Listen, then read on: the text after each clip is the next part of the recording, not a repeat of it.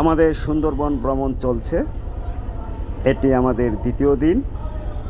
3 দিনব্যাপী সুন্দরবন ভ্রমণের দ্বিতীয় দিনে আমরা সুন্দরবনের 3টি স্পট ঘুরেছি।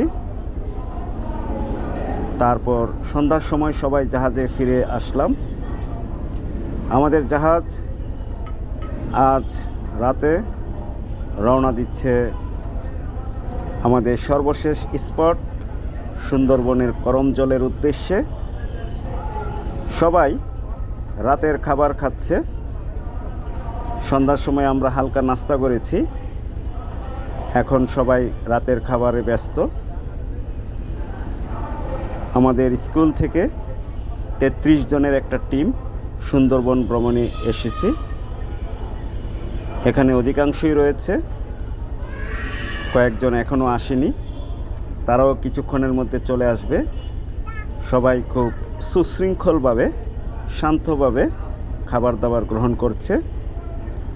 খাবার গ্রহণ শেষে সবাই যার যার মতো করে সময় কাটাবে। তারপর আগামীকালকের যে সর্বশেষ স্পট রয়েছে সেই স্পটের জন্য প্রস্তুতি নেবে। সেই স্পট ঘোরার পর করমজলের যে অভয়ারণ্য রয়েছে সেটা ঘোরার পর আমরা খুলনার উদ্দেশ্যে যাত্রা শুরু করব এবং তার মাধ্যমেই আমাদের যাত্রা শেষ হবে। আগামীকাল বিকেলে আশা করা যায় আমরা সুস্থ এবং সুন্দরভাবে খুলনা পৌঁছে রাতের ভিতরেই ঢাকার উদ্দেশ্যে রওনা দিতে পারব। আসলে ঘোরাঘুরি করা শরীর এবং স্বাস্থ্য এবং মনের জন্য ভালো।